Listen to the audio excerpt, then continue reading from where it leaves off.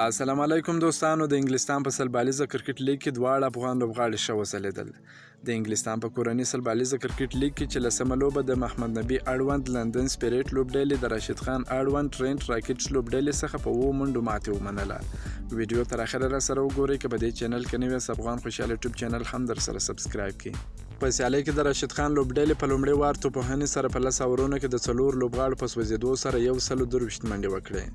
استرالیاوي لوبغاړي شورټ 80 سوځېدلې منډې وکړې. محمد نبي په 2 اورونو کې 60 منډې ورکړلې، 2 وکټې ترلاسه کړې.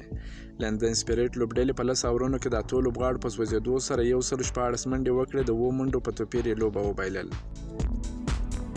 محمد نبي په 8 توپونو باندې 10 منډې وکړې. راشد خان په 2 اورونو کې یوازې 14 منډې ورکړې، 2 لوبغاړي وسوځول. لوبه ټرینټ راکټ لوبډلې په 7 منډو وګټل. د لوبې غوره لوبغاړی ډارسي شورټ اعلان شو. که مو دا ویډیو خوښه شوې، ویډیو در سره لایک کړئ. که په دې چینل کې نوی یاست، افغان خوشحال یوټیوب چینل هم در سره سبسکرایب کړئ. د نورو تازه معلوماتو لپاره هم زموږ سره اوسئ. تر بلې ویډیو پر د الله په امان.